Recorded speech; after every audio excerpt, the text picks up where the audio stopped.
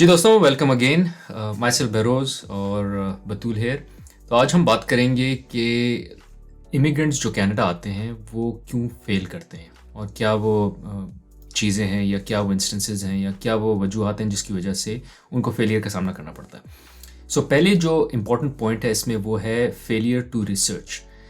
अच्छा, रिसर्च से मुराद ये है कि आप पहले पता करें कि आप जिस मुल्क जा रहे हैं वहाँ का टेम्परेचर कैसा है, लोग कैसे हैं, लॉज कैसे हैं, वहाँ की इकॉनमी कैसी है, वहाँ का सोशल सेटअप कैसा है, नॉर्म्स कैसे हैं। अच्छा, इसमें हमने बिल्कुल काफ़ी सारी वीडियोस बनाई हुई हैं जिसमें हमने वेदर की भी बात की है, हमने कनाडा में जॉब्स की बात की है, हमने सोशल सर्कल की बात की है। तो this channel that we have is all about that. तो अगर आप इस चैनल को सब्सक्राइब करेंगे, लाइक करेंगे और इसमें सारी वीडियोस देखेंगे, this is kind of your research with regards to moving to Canada. Exactly. और कुछ चीज़ें ऐसी हैं कि जो हमने बेसिस अपने एक्सपीरियंस से शेयर की हैं आपसे, और कुछ हमने लोगों से बातचीत की है और उसके थ्रू हमें कुछ बहुत अच्छी इन्फॉर्मेशन मिली है जो हम यहाँ आपसे शेयर करते हैं और करते रहेंगे, बिकॉज़ ये एक इवॉल्विंग टॉपिक है। ये ऐसी कोई चीज़ नहीं है कि कंसिडरिंग के लॉज चेंज होते रहते हैं, डायनामिक्स चेंज होते रहते हैं, इकॉनमी चेंज हो जाती है, बाज़-औक़ात हालात चेंज होते हैं, जॉब मार्केट भी चेंज हो जाती है। तो ये सारी चीज़ें जो हैं ये ऑन गोइंग हैं, तो इसलिए ये टॉपिक जो है इम्पॉर्टेंट है। ऐसी बात नहीं है कि अगर आपने पहले अपनी रिसर्च की अप्लाई करने से पहले और जब आपको इमिग्रेशन आईटी आ गया और फाइनली आपको पीआर मिल गई है, things could have changed a lot during that time. तो इट्स वेरी इंपॉर्टेंट कि आप अपनी रिसर्च जो है वो करें before you step on the Canadian soil. अच्छा, इसी पे मैं कॉल आउट भी दे दूं कि प्लीज़ इस चैनल को लाइक ज़रूर करें क्योंकि ये हमको मोटिवेट रखता है ताकि हम इस जैसी और वीडियोस बना सकें। दूसरा, सब्सक्राइब ज़रूर करें along with the bell icon. इससे होगा ये कि आप नोटिफाई हो जाएंगे जैसे ही हम इस चैनल पे कोई नई वीडियो डालेंगे। और जैसा कि हमने बताया, इस चैनल पे हम ये सारी वीडियोज़ डालते हैं जो आपकी रिसर्च, कनाडा मूव करने की रिसर्च में सब हेल्प करेगा। और चलें फिर नेक्स्ट पॉइंट की तरफ चलते हैं। तो दूसरा जो इम्पोर्टेंट पॉइंट है वो है अबाउट लैंग्वेज स्किल्स। तो वैसे तो हम ऑब्वियसली जो पाकिस्तान इंडिया से आ रहे हैं वो again because of having English as our second language, तो हम ज़्यादातर लोगों को इंग्लिश स्पीकिंग स्किल्स हमारी अच्छी होती हैं और फिर आइल्स दिया होता है और सब चीज़ें। ऑब्वियसली जब आप इस स्टेज तक पहुंच जाते हैं तो इसका मतलब you can speak the language, लेकिन उसमें भी कुछ चीज़ें ऐसी हैं कि आपको नॉर्म्स को स्टडी करना ज़रूरी है कि इंग्लिश अगर फॉर एग्ज़ाम्पल आपकी नहीं है, इतनी फ्लुएंट नहीं है, रिटन इंग्लिश या स्पोकन इंग्लिश, तो उसको आप इम्प्रूव कर सकते हैं। या फॉर एग्ज़ाम्पल बहुत लोगों को जो है वो ये भी शौक होता है कि यहाँ पे सेकंड लैंग्वेज जो है वो फ्रेंच है, और बहुत से ऐसे प्रोफेशंस हैं जिसमें कि फ़्रेंच जो है वो उनको चाहिए होती है। फॉर एग्ज़ाम्पल उनको बाईलिंगुअल लोग चाहिए होते हैं बिकॉज कनाडा जो है वो सेकंड वाइडली स्पोकन लैंग्वेज जो है वो फ्रेंच है। तो फ्रेंच आप सीख के आ भी सकते हैं और आप यहाँ आकर भी सीख सकते हैं। अगेन आपको एडवांटेज है अगर आप थोड़ी सी अपनी फ्लुएंसी तो नहीं मैं कहूँगी, लेकिन अगर आप थोड़ी बहुत जानबूझ रखते हो फ्रेंच लैंग्वेज से, अगर आपकी एसोसिएशन रही हो पहले, यानी फॉर एग्जांपल आपने आईटीए के लिए अप्लाई किया, उसके बाद आपका जब तक प्रोसेस चल रहा है उसमें अगर आप फ्रेंच लैंग्वेज की क्लासेस ले लें तो यह आपको एक तरह से एज हो जाएगा कि आप जब यहाँ आएंगे तो आपके लिए बहुत ईजी होगा अगर आप फर्दर लैंग्वेज कोर्सेज लेके अपने आप को you bring yourself up to speed. तो फ्रेंच अगेन अगर आप सीख लेते हैं तो आपको काफ़ी एडवांटेज है। अच्छा, इसमें अगर मैं थोड़ा सा स्टेप बैक लूँ, होता ये भी है कि बहुत से लोग आइल्स दे देते हैं और उनको लगता है कि हमने आइल्स दे दिया, आइल्स में अच्छा स्कोर आ गया, इसका मतलब हमको जो है वो इंग्लिश बोलनी आती है। ऐसा नहीं है। आइल्स जो है वो बहुत एकेडमिक है, तो ऑफ कोर्स आपका अच्छा स्कोर आ सकता है और इसका मतलब ये है कि हाँ, आप अपना जो है गुजर बसर कर सकते हैं with regards to the language. But यहाँ बिज़नेस करने के लिए, यहाँ जॉब्स देने के लिए आपकी फ्लुएंसी होना बहुत ज़रूरी है। आपका थोड़ा सा एक्सेंट ऐसा हो कि दूसरे को एक्सेंट समझ आ सके, वो बहुत लाजमी है। सो सिर्फ आइल्स देने से जो है वो काम नहीं चलेगा। You will have to practise in order to improve कि आप अपनी फ्लुएंसी जो है वो बेहतर करें ताकि आप यहाँ नौकरी ले सकें, नौकरी में कॉन्वर्सेशंस कर सकें, बिजनेस कर सकें। कुछ भी करने के लिए आपको अंग्रेज़ी आना जो है वो बहुत लाजमी है। ठीक है, उसके बाद एक और पॉइंट जो है वो है अबाउट नेटवर्किंग। तो जैसे फॉर एग्जांपल बहुत से लोग जो हैं वो पाकिस्तान से और इंडिया से जब आते हैं तो उनको वो अज्यूम करते हैं कि यहाँ पर जो चीज़ें हैं वो बहुत आराम से स्मूथली, बहुत प्रोसेस फास्ट है, जो कि है बहुत हद तक। ऑब्वियसली यहाँ चीज़ें जो हैं वो बिल्कुल डिफरेंट हैं फ्रॉम बैक होम, लेकिन एक चीज़ जो यहाँ पे काफ़ी सिमिलर है फ्रॉम बैक होम यानी इंडिया और पाकिस्तान, वो है आपके कनेक्शंस, जो कि दुनिया में आई थिंक हर जगह ही एक इम्पॉर्टेंट पॉइंट है कि नेटवर्किंग इज़ वेरी इंपॉर्टेंट। तो अगर किसी को ये लगता है कि वो नेटवर्किंग के बगैर जॉब ढूंढ सकता है, तो they must be really amazing to be able to do that, क्योंकि ज़्यादातर जो जॉब्स हैं वो लोग अपने नेटवर्क के थ्रू अक्वायर करते हैं या हासिल करते हैं। एक और चीज़ जो इम्पोर्टेंट है वो ये है कि नेटवर्किंग सिर्फ आपकी जॉब में आपको हेल्प नहीं करेगी, बल्कि आपकी ओवरऑल सेटलमेंट में भी आपको हेल्प करेगी। फॉर एग्जांपल, आपने घर ढूंढना है या आपने रियल्टर ढूंढना है, आपने रियल स्टेट एजेंट हो गया, या जैसे आपने जो है वो वैसे नॉर्म्स आपने सीखने हैं कि जैसे गार्बेज डिस्पोजल है, छोटी छोटी चीज़ें जो आपको नहीं पता हैं, आपको वो नेटवर्किंग के थ्रू आइडिया होता है कि आजकल क्या हो रहा है, क्या लॉज हैं and all of those things. तो वो पता होना किस तरह से आप करेंगे जब तक आप नेटवर्किंग नहीं करेंगे। और नेटवर्किंग का मतलब सिर्फ ये नहीं है कि जो दोस्त अहबाब आप जिनको जानते हैं आप सिर्फ उनसे कनेक्शन बिल्ड करें, आपको अपना जो आप कह सकते हैं सोशल सर्कल है वो एक्सपैंड करना होगा। नेटवर्किंग का मतलब ये है कि sometimes you even have to reach out to strangers. तो जैसे फॉर एग्जांपल आप लिंक्डइन पे, अगर जॉब सर्च के पर्सपेक्टिव से मैं बात करूं, तो आपको नेटवर्किंग जो है वो इसलिए इंपॉर्टेंट है कि आपको sometimes you have to reach out to strangers, बिल्कुल रैंडम स्ट्रेंजर्स से आपको कॉन्वर्सेशन करनी होगी इन ऑर्डर टू अंडरस्टैंड जिस कंपनी में आप अप्लाई कर रहे हैं उसके क्या नॉर्म्स हैं, उसके क्या लॉज हैं, क्या प्रोसीजर्स हैं, जॉब कैसे सिक्योर करनी है, इंटरव्यू में क्या आपको हेल्प चाहिए, क्या क्वेश्चंस आते हैं, इस तरह की चीज़ें। या सिर्फ जो है वो समझना कि टू अंडरस्टैंड कि आपकी फील्ड से अगर कोई रिलेटेड बंदा है और आप उसके साथ नेटवर्किंग कर रहे हैं तो आपको एक एज मिल जाता है, क्योंकि आपको पता चल जाता है कि आजकल क्या मार्केट में क्या नॉर्म्स हैं, क्या डिमांड्स हैं मार्केट की। अच्छा, इसमें जो एक चीज़ मैं ये बताता चलूँ कि हमको अपने मुल्क में जो है या जहाँ से हमारे होते हैं हमको रियलाइजेशन नहीं होती नेटवर्क की, क्योंकि हमारी फैमिली वहीं होती है, हमारा नेबरहुड वहाँ होता है, दोस्त यार वहाँ होते हैं, तो हमने कभी ये चीज़ फैक्टर इन नहीं की होती कि बहुत सी चीज़ें नेटवर्क के थ्रू काम कर रही हैं, क्योंकि हमारा वो लाइफस्टाइल ही वैसा है। तो हमको कोई specially out of the way जाके किसी से दोस्ती करने की ज़रूरत नहीं पड़ती या किसी से कनेक्ट करने की ज़रूरत नहीं पड़ती। आउट ऑफ द वे आप एक कॉलेज में पढ़ें, आपके कॉलेज में एक नेटवर्क है, आपने वो उस नेटवर्क से हेल्प ले ली, आपका नेबरहुड है, आपकी फैमिली है, and so on so fourth. यहाँ जब आप आएंगे तो यहाँ ना वो नेबरहुड एग्जिस्ट करता है, ना वो कॉलेज एग्जिस्ट करता है, या यूनिवर्सिटी एग्जिस्ट करती है, ना वो फैमिली एग्जिस्ट करती है। तो आपको ये सारी चीज़ें फिर करनी पड़ेंगी, नेटवर्क बनाना पड़ेगा। इसलिए लोगों को इस चीज़ समझ नहीं आती, और मुझे भी चीज़ समझ नहीं आई थी जब मैं यहाँ आया था कि यार नेटवर्किंग मैं कैसे करूँ। मैंने तो कभी नेटवर्किंग की नहीं, वो नेटवर्किंग ऑटोमेटिकली बनी हुई थी मेरी, वहाँ नेटवर्क बना हुआ था। तो यहाँ आपको नेटवर्क क्रिएट करना पड़ेगा। तो लोग इसीलिए यहाँ आके फेल होते हैं, क्योंकि उनको समझ नहीं आती कि नेटवर्क क्रिएट कैसे करें। अच्छा, इसमें एक और पॉइंट ये कि हम एक सेपरेट वीडियो भी बनाएंगे, bye the way. I think this is a very important topic, networking. This requires a topic और अ वीडियो ऑन इटसेल्फ। तो इस पर हम एक स्पेसिफिक वीडियो बनाएंगे। और बतूल ने बहुत अच्छी कुछ बातें की कि it's not just for job, यहाँ गुजर बसर करने के लिए भी आपको पता होना चाहिए कि किसी से आप सवाल कर सकें, किसी से पूछ सकें। तो आपके वो कनेक्शंस, वो फ्रेंड्स या दोस्त अहबाब होने चाहिए जो आपकी हेल्प कर सकें। So again we'll make a separate video on this and we'll post it on the channel. And last thing that I want to mention with regards to networking is कि यहाँ लोग ओपन भी बहुत होते हैं।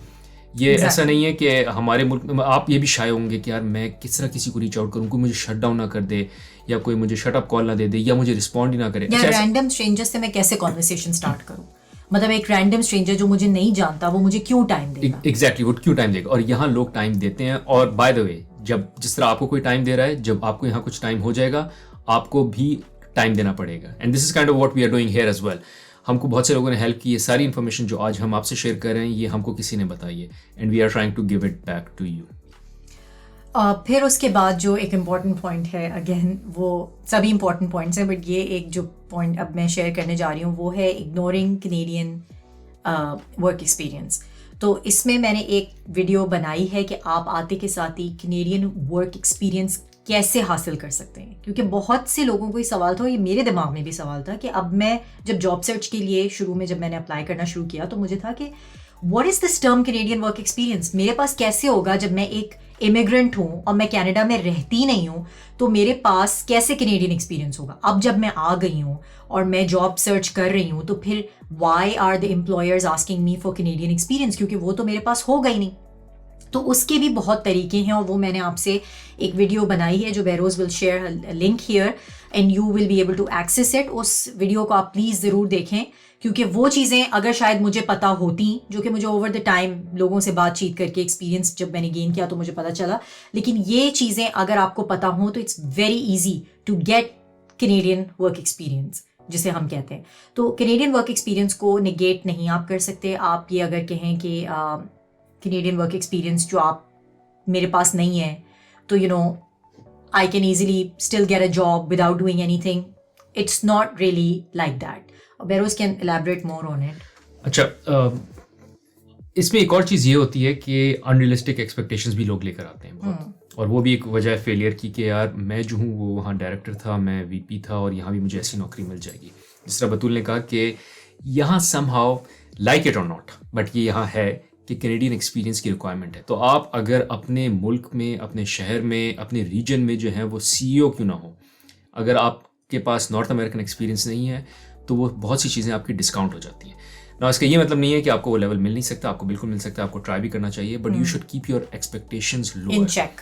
आप उन चेक करके आएँ कि यार मैं जो I am ready to go 1 2 3 levels down, 3 level तक जाने की ज़रूरत ना पड़े, बट एटलीस्ट 1 और 2 levels down in terms of my hierarchy. अच्छा, इसमें मैं एक अलग से वीडियो भी बनाऊंगा जिसमें सब एक्सप्लेन करूंगा कि क्यों it is okay to expect कि आपको 1-2 लेवल नीचे लेना पड़े। बट इन समरी अगर मुझे एक्सप्लेन करना पड़े, बहुत सी चीज़ें जो हैं वो related to size of responsibility भी होती हैं। लेट्स से पाकिस्तान से मैं आया हूँ और पाकिस्तान में I was looking over business size of let's say $200 million, और $200 मिलियन में जो है मैं फाइनेंस मैनेजर था, लेट्स से किसी रोल के, फाइनेंस डायरेक्टर ले लेते हैं। So I was a director finance for a particular position, और मेरा $200 मिलियन का मैं बिजनेस मैनेज कर रहा था, let's say of any CPG company. अच्छा, यहाँ जो वही रोल होगा ना वो एलिवेटेड होगा, बिकॉज यहाँ वो $200 मिलियन का बिजनेस नहीं होगा, ये बड़ी मार्केट है, यहाँ वो शायद $1 बिलियन का बिजनेस हो। Exactly. तो चूंकि वो रोल एलिवेट हो जाता है तो वो कहते हैं यार आपका एक्सपीरियंस एक डिफरेंट साइज को आपने मैनेज किया है, ये एक डिफरेंट साइज का बिजनेस है, तो आपके रोल जो है वो रिकैलिब्रेट हो जाते हैं, लेवल्स रिकैलिब्रेट हो जाते हैं in terms of your responsibility. ये एक वजह है, इस जैसी और बहुत सी वजह है, बट कहने का मकसद ये है कि अगर आपने फेलियर अवॉइड करना है, अपनी ईगो बैग में पैक करके ना लाएं। अपनी ईगो को जब आप बैग्स पैक कर रहे हैं कनाडा आने के लिए, उसको छोड़ कर आएँ। आप VP डायरेक्टर जो भी हैं, यहाँ आपको थोड़ा सा हिट लेनी पड़ेगी। अच्छा, वो हिट बहुत थोड़ी सी है और कुछ अरसे की होगी। Once you start, you prove your self कि आपने इससे बेहतर काम किया हुआ है, आपके पास इससे बड़ा एक्सपीरियंस है, you will go places. But अगर आप ईगो के साथ एंटर होंगे कि मुझे वही रोल चाहिए, वही एक्सपेक्टेशंस लेकर आएंगे, then there is a big chance that you will end up failing your Canadian experience. फिर दूसरी चीज़ है कल्चरल सेंसिटिविटी। तो इसको मैं उर्दू में इस तरह से एक्सप्लेन कर दूं कि कल्चर ऑब्वियसली बिल्कुल डिफरेंट है कनाडा का वर्सेस जो हमारा देसी कल्चर है, या जो हमारे नॉर्म्स हैं, या जो हमारी वैल्यू सिस्टम है पाकिस्तान में और इंडिया में, उसके हिसाब से यहाँ पे ऑब्वियसली चीज़ें थोड़ी डिफरेंट हैं। एक तो सबसे इम्पॉर्टेंट चीज़ समझने की है, जिस पे अगेन आप हमारी पुरानी वीडियोस अगर देखेंगे तो आपको उसमें हमने अक्सर डिफरेंट वीडियोस में ये डिफरेंट कॉन्टेक्स्ट में मेंशन भी किया है कि कनाडा एक बहुत लिबरल सोसाइटी है। तो उस लिबरल सोसाइटी होने की वजह से they are very tolerant of all sorts of opinions and view points, और आप कह सकते हैं पॉलिटिकल और gender equality and other stuff.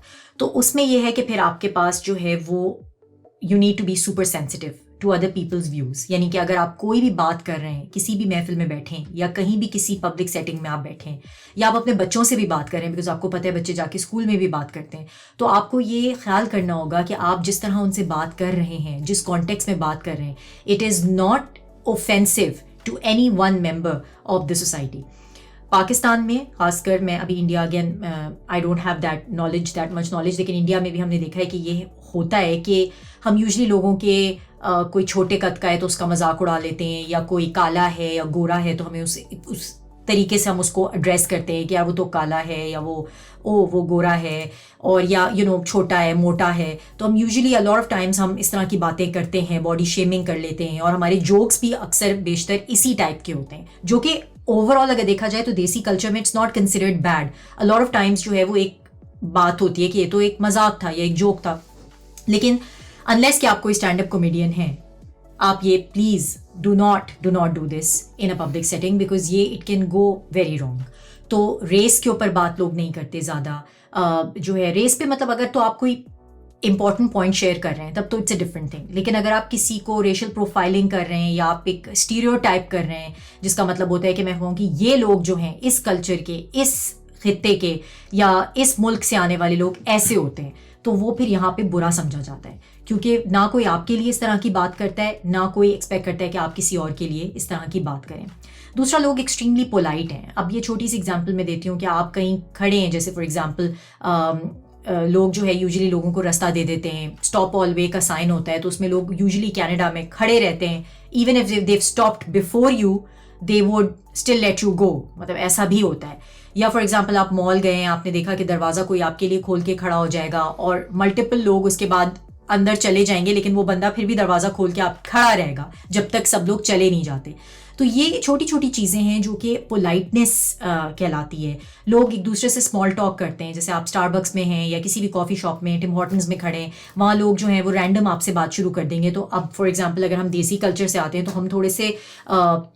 हम थोड़े काफ़ी इंटिमिडेट हो जाते हैं अक्सर कि ये हमसे क्यों बात कर रहे हैं, या ये क्या हमारा वॉलेट चुराना चाहता है, या ये इसको कोई हमारे अंदर इंटरेस्ट है।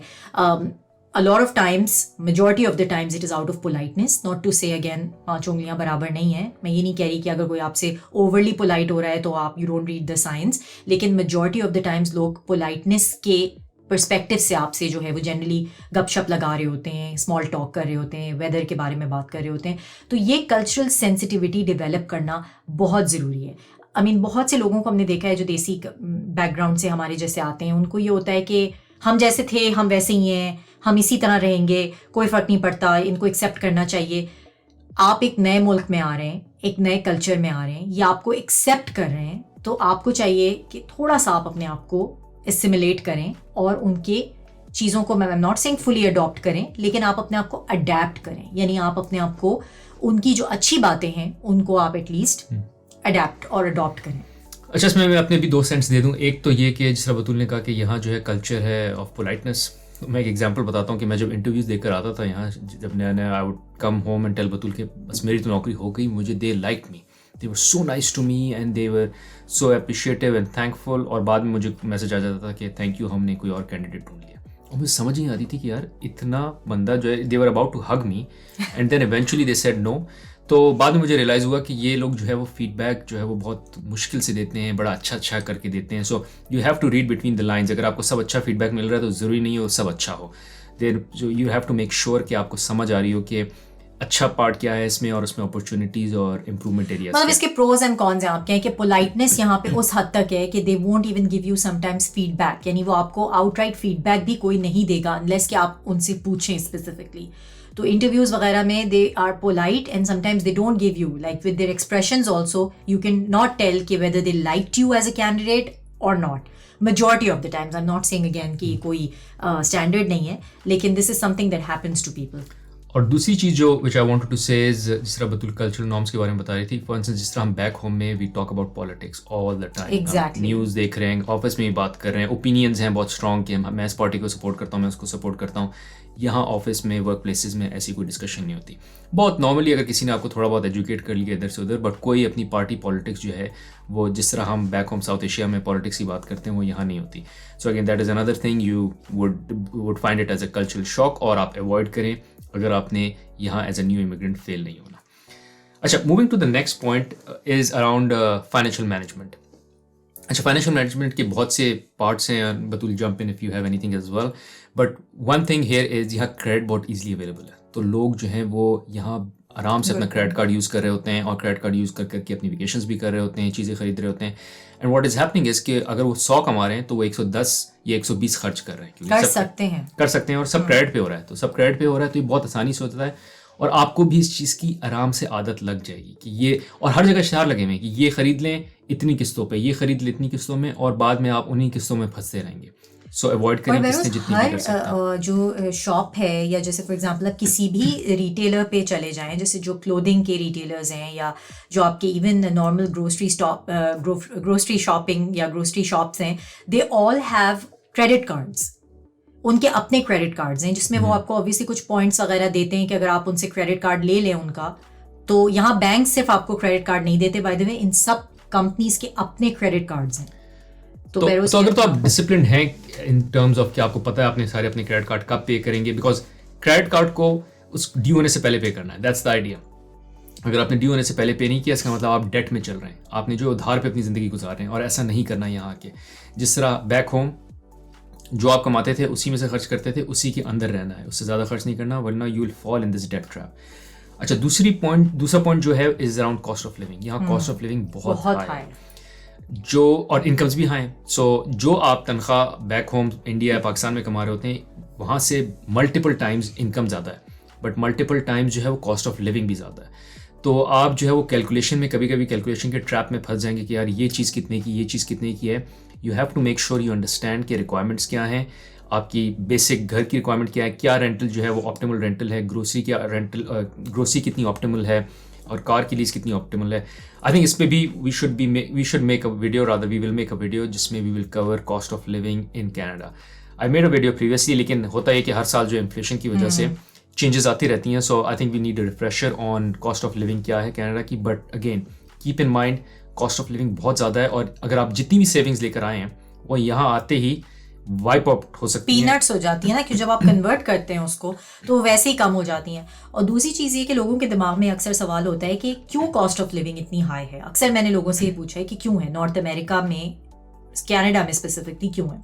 तो उसमें यह है कि tax system is big chunk of your, जो आप कह सकते हैं सैलरी जो है ना वो टैक्स में चली जाती है। और टैक्स इन सारी कंट्रीज़ का जो भी सोशल सिक्योरिटी पे रन करती हैं, जैसे कनाडा हो गया या यूरोपियन कुछ आपकी कंट्रीज़ हैं, यूके है, ये सब जो आपको बेनिफिट मिलते रहते हैं, free education, free health care, इन सब का फिर जो एक फ्लिप साइड है, यानी उसका जो बरक्स एक बात आप देखें तो वो ये है कि आपको जो है वो गवर्नमेंट को टैक्स पे करना पड़ता है।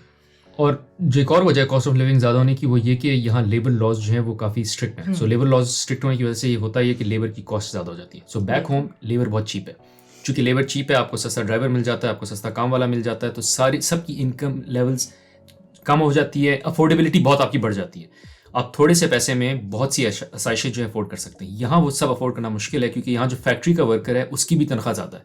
चूँकि उसकी तनख्वाह ज़्यादा है तो वो जो प्रोडक्ट प्रोड्यूस कर रहा है वो भी महंगा है, और उस वजह से, उस चेन की वजह से जो है यहाँ नॉर्थ अमेरिका में सब कुछ महंगा मिलता है आपको।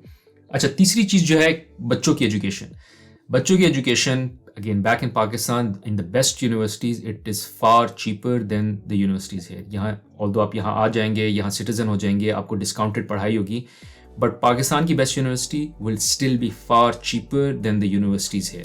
सो मेक श्योर कि आप आके जो है वो अपना जो कोटा है of saving for your kids, आप उसको चेंज करें। अच्छा, इस पर मैंने एक अलग वीडियो बनाई है जिसमें मैंने एक्सप्लेन किया कि आप अपने बच्चों की पढ़ाई की सेविंग पे किस तरह 20 to 25% रिटर्न अर्न कर सकते हैं। You can check out that video, I will leave the link in the description of this video, और मैं यहाँ ऊपर भी उसका लिंक छोड़ दूंगा।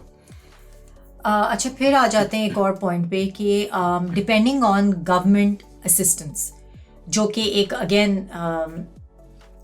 लाइक आई सेड बहुत से इमिग्रेंट्स हैं जो कि ये सोच के आते हैं, अगेन मैं सबकी बात नहीं कर रही हूँ, बट देयर आर पीपल जो कि not just desis bye the way, generally कि कनाडा क्योंकि सोशल सिक्योरिटी सिस्टम है बहुत स्ट्रॉन्ग और गवर्नमेंट बहुत ज़्यादा सपोर्ट करती है। अगर आप अनएम्प्लॉयड हैं तो आपको अनएम्प्लॉयमेंट इंश्योरेंस मिलती है, अगर आपका बिजनेस है और आपका लॉस हो रहा है तो आपको टैक्स पे हेल्प मिल जाती है। कोविड जैसे आ गया था तो कोविड में रेंटल्स जो थे, जो भी रेंट पे रह रहे थे लोग, उनके रेंट्स जो हैं वो पॉज कर दिए थे गवर्नमेंट ने टू देयर लैंडलॉर्ड्स, उसमें भी सब्सिडी मिल रही थी, लेकिन again for a short period of time it was paused, not like saying कि माफ़ है, बट पॉज्ड कि कोई नहीं पे कर पा रहा क्योंकि नौकरी चली गई है, जॉब नहीं है एंड ऑल दैट। तो गवर्नमेंट उस तरह से काफ़ी हेल्प करती है। डिसेबिलिटी की अलाउंसेस लोगों को मिल जाते हैं, जो डिसेबल हैं उन लोगों को जो है वो डिसेबिलिटी मिलती है। तो इस तरह के बहुत सारे बेनिफिट्स हैं जो लोगों को मिलते हैं यहाँ पर। लेकिन अक्सर ऐसा होता है, फॉर एग्जांपल चाइल्ड सब्सिडी है, तो बहुत से लोग ये भी समझते हैं कि अगर हम आएंगे कनाडा और आके जो है वो बच्चे जब छोटे होते हैं और बच्चे आप for example if you have more kids in Canada तो you have a higher chance of gaining that child subsidy, जो कि आपको पैसे कुछ अरसे तक मिलते रहते हैं। लेकिन देखें, इन सब चीज़ों की जो है वो रेपरकशंस होती हैं। ये कोई भी चीज़ जो है ये विदाउट कॉस्ट नहीं है, तो कॉस्ट हिडन कॉस्ट होती है इन सब चीज़ों की। यानी जो भी आप बेनिफिट ले रहे हैं, अगर आप उस पर डिपेंडेंट हो जाएंगे, फॉर एग्जाम्पल डिसेबिलिटी पे, अलाउंस पे या अनएम्प्लॉयमेंट इंश्योरेंस आपको अगर मिल रही है, all these things they have a cost. तो अगर आप इस पर डिपेंडेंट हो जाएंगे तो आप कभी भी यहाँ के सिस्टम में फुली इंटीग्रेट नहीं हो सकते। आप एक हमेशा एक एनॉमली रहेंगे, आप हमेशा एक आउटसाइडर रहेंगे, बिकॉज आप इंटीग्रेट हो ही नहीं पाए, बिकॉज आपने खुद से कोई एफर्ट नहीं की या अपने आप को इंटीग्रेट नहीं किया, कोई प्रॉपर जॉब नहीं की लेजिट रीजंस के थ्रू, तो ऑब्वियसली अगर कोई अनएम्प्लॉयड है तो they have to take unemployment insurance, या कोई डिसेबल है तो डिसेबिलिटी की उसको बेनिफिट मिलना चाहिए। But I am talking generally speaking कि जो अगर ये दिमाग में लेके आएगा कि हम लूप होल ढूंढ रहे हैं, जो एक तरह से लोगों को बैक होम आदत होती है, प्लीज़ मेक श्योर कि अगर आप ऐसे लोगों को जानते हैं तो उनको भी एजुकेट करें कि ये चीज़ यहाँ पर ज़्यादा अरसे नहीं चल सकती। हाँ, आइडिया ये कि आप ये रिलायंस लेकर आए नहीं कि मैं जो हूँ बस गवर्नमेंट के, ऑब्वियसली ये एक सोशल मुल्क है, यहाँ जो है वो सोशल वेलफेयर एग्जिस्ट करती है, बट वो इतनी नहीं है कि आप जो है उसमें हंसी खुशी ज़िंदगी बसर कर सकेंगे। अगर तो आप यहाँ सोशल वेलफेयर पे जीने आ रहे हैं, इससे बेहतर है, okay, I may be saying it without knowing a lot of your conditions back home, but back home में कंडीशंस शायद आपकी फिर बेहतर हो वर्सेस यहाँ जो सोशल वेलफेयर मिलेगा आपको, वो मिलेगा, बट वो इतना कम होगा कि उसमें आपकी लाइफ यहाँ बहुत स्ट्रगल में गुजरेगी। अच्छा, इसी से रिलेटेड एक और एंगल ये कि यहाँ की जो रिटायरमेंट प्लानिंग है, आपको उस पर भी अपने लिए खुद काम करना है, बिकॉज आप जब आएंगे यहाँ कनाडा, आप आएंगे लेट्स से 30 to 40 ईयर्स के बीच में, तो आपकी जो कॉन्ट्रीब्यूशन होगी टू द रिटायरमेंट प्लान वो तब शुरू होती है, वर्सेस वो बंदा जो यहाँ पैदा हुआ है और यहाँ से 22 साल की उम्र से उसने नौकरी करना शुरू की है, वो 22 साल की उम्र से पेंशन में अपने कंट्रीब्यूट करना शुरू करेगा गवर्नमेंट को। कंट्रीब्यूशन से मुराद ये कि आप जितना कंट्रीब्यूट करेंगे उतना आप अपनी रिटायरमेंट में बाद में गवर्नमेंट से वो पैसे वापस ले सकते हैं। अगर मैंने कंट्रीब्यूशन की ही 10 साल की है, लेट्स से मैं I started working at the age of 50, I emigrated here at 50 और 60 पे मैं रिटायर हो गया, तो मुझे सिर्फ वो 10 साल की कंट्रीब्यूशन वापस मिलेगी, तो वो बहुत कम है हिस्सा। तो मैं ये नहीं सोच के आ सकता कि खैर यार मैं आऊँगा यहाँ, पैसे मेरे पास हैं, बेशक मैं उनको उड़ा देता हूँ क्योंकि मुझे गवर्नमेंट रिटायरमेंट देगी, वो जो रिटायरमेंट आपको मिलेगी वो बहुत कम मिलेगी क्योंकि आपकी कंट्रीब्यूशन कम है। तो ये सारी चीज़ें आप खुद प्लान करके आएँ, और इसलिए मैं कभी कभी ये भी कहता हूँ कि it is better to come early, ताकि आप यहाँ जो है पहले एसिमिलेट हो जाएं और ये इस तरह के सारे बेनिफिट्स एंजॉय कर सकें। और अगर आप लेट भी आ रहे हैं तो, लेकिन अगेन वो जैसे मैंने कहा कि डिपेंडेंसी इन चीज़ों पे नहीं होनी चाहिए। ये सिर्फ फॉल बैक के लिए है कि अगर गॉड फॉरबिड, खुदा न खास्ता, किसी की नौकरी चली जाती है, किसी की जॉब चली जाती है, तो यहाँ ऑब्वियसली नॉर्थ अमेरिका में, खासकर कनाडा में, ये बेनिफिट है आपको कि आपको अनएम्प्लॉयमेंट इंश्योरेंस मिल जाती है। या अगर फॉर एग्जाम्पल अपना बिजनेस रन कर रहे हैं और अगर आपका लॉस हो गया तो आपको उसकी टैक्स हेल्प मिल जाती है एंड ऑल दैट। लेकिन गवर्नमेंट की जितनी भी ये बेनिफिट्स हैं, ये स्कीम्स हैं, by the way they have a very strict checks and balances as well. तो अगर फॉर एग्जांपल कोई सिस्टम को डॉज करने की कोशिश करता है, वो a lot of times they get into a lot of trouble और फिर आप पे वो एक लेबल लग जाता है। तो ये चीज़ें बताना इसलिए ज़रूरी हैं because a lot of people have these misconceptions. और बहुत से लोग यहाँ बैठ के भी अपने जो रिश्तेदार हैं या दोस्त अहबाब हैं उनको बाज़-औक़ात मिसगाइड कर देते हैं कि यहाँ आ जाओ, यहाँ बड़ी आसानी है, ये चीज़ें मिल जाती हैं, नॉट नोइंग कि उसके क्या रिपरकशंस हैं। तो इसलिए ये पॉइंट है। अच्छा, फेलियर का एक और फॉर्मूला ये है कि अगर आप नवाब साहब मेंटेलिटी यहाँ लेकर आएंगे कि यार मुझे यहाँ हेल्प ही मिलेगी और मैं तो अपना ना खाना खुद बनाता हूँ, ना मैं सफाई खुद करता हूँ घर की, क्योंकि वहाँ आपके पास सफाई वाला भी आता था, एंड बल्ब ख़राब हो गया तो बल्ब ठीक करने वाला आ गया। अगर आप ये नवाब साहब मेंटेलिटी लेकर आएंगे तो you will run out of your money very fast. ये सारी सर्विसेज यहाँ अवेलेबल है। आप जो है वो घर में कोई चीज़ टूट गई है, वो रिपेयर करने वाला भी मंगवा सकते हैं, आप अपनी घर में सफाई वाले भी मंगवा सकते हैं, but they are so expensive that you will run out of your money in no time.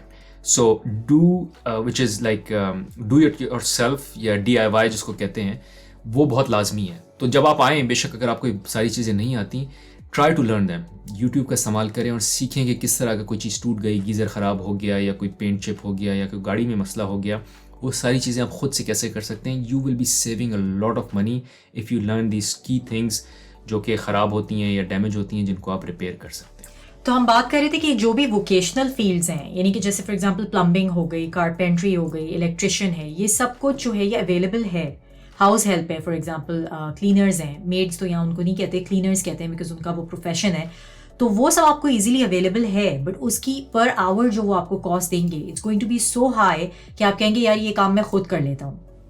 तो उस हिसाब से फिर घर भी अच्छे खासे यहाँ पे जो है वो अगर तो फॉर एग्जांपल आप कॉन्डो में हैं तब तो इट्स डिफरेंट, लेकिन जब अगर आप फॉर एग्जांपल आप टाउन हाउस में हैं तो उसी हिसाब से फिर आपको जो है वो कॉस्ट भी उसी हिसाब से चार्ज करते हैं वो।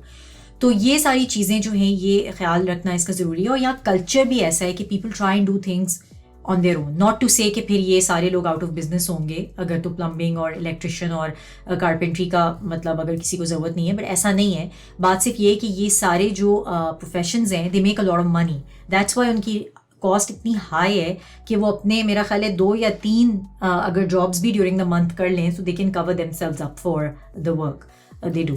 तो ये एक चीज़ पॉइंट बताना ज़रूरी था कि क्यों आपको जो है वो सेल्फ सफिशेंट होना यहाँ पे ज़रूरी है। फिर आ जाते हैं हम वेदर पे कि वो सारे लोग जो कि क्लाइमेट एक जो हमारा बैक होम है, अगेन इंडिया पाकिस्तान का प्रीटी मच एक जैसा सही क्लाइमेट है, majority of the places tropical है, तो यहाँ पर ऑब्वियसली आपको ठंड का सामना करना पड़ेगा और एट टाइम्स जो है वो 6 से 7 महीने तक एक्सटेंड हो जाती है ठंड, और अच्छी खासी ठंड पड़ती है जब आपका स्पेशली ये वाला टाइम जो होता है, जैसे कि for example November up until March, तो ये अप्रैल तक। तो कभी बाज़ औक़ात अप्रैल में भी कोई एक स्नो स्टॉर्म आ जाता है, you know I mean you have to kind of brace yourself, यानी कि जैसे कहते हैं अपने आप को आप प्रिपेयर करके आएँ कि ये यहाँ पर ठंड है, और ठंड अगर आपको पसंद नहीं है तो फिर ये है कि ये then you have to get used to it, और वो फिर अगर आप नहीं अपने आप को सिमुलेट करेंगे और ठंड में आप अपने आप को नहीं एडजस्ट करेंगे तो फिर आप स्ट्रगल करेंगे। अच्छा, इस पर हमने अलग से वीडियो बनाई है जिसमें हमने बताया है कि ठंड में अडेप्ट करने के तरीके क्या हैं। जब हम पहले साल आए थे हमारे लिए अजाब हो गया था ठंड में जो है वो ज़िंदगी गुजारना, और वो 6 महीने की ठंड होती है यहाँ। And after that it was smooth sailing, rather we started looking forward to winters. Of course आखिर में थोड़ा सा टेल एंड में आप तंग आ जाते हैं, but we adapted to an extent जहाँ हम विंटर्स का इंतज़ार करते हैं, हम इंजॉय करते हैं। तो हमने एक वीडियो बनाई जिसमें हमने सब एक्सप्लेन किया है। Anyways guys, thanks for watching this video, और अगर आपको इस वीडियो से कोई भी वैल्यू मिली है तो प्लीज़ लाइक का बटन ज़रूर दबाएं और ऑल्सो सब्सक्राइब का button. Other than that on this channel अगर आपको इस वीडियो से फ़ायदा हुआ है तो आई एम श्योर आपको एक और वीडियो से फ़ायदा होगा जिसमें हमने बात की है कि किड्स को, बच्चों को कनाडा में रेज करने के क्या चैलेंजेस हैं, so you can check it out here. Other than that there is another video जहाँ हमने बात की है कि यहाँ पेरेंट्स को लाने के क्या चैलेंजेस हैं और क्या नुकसान हैं, तो उसके लिए you can check out the video and I will leave the link here. Thank you. और उसके अलावा अगर आपके पास कोई भी टॉपिक है जिस पे कि आप चाहते हैं कि हम वीडियो बनाएं तो please do share that in the chat. Thank you so much. Thank you.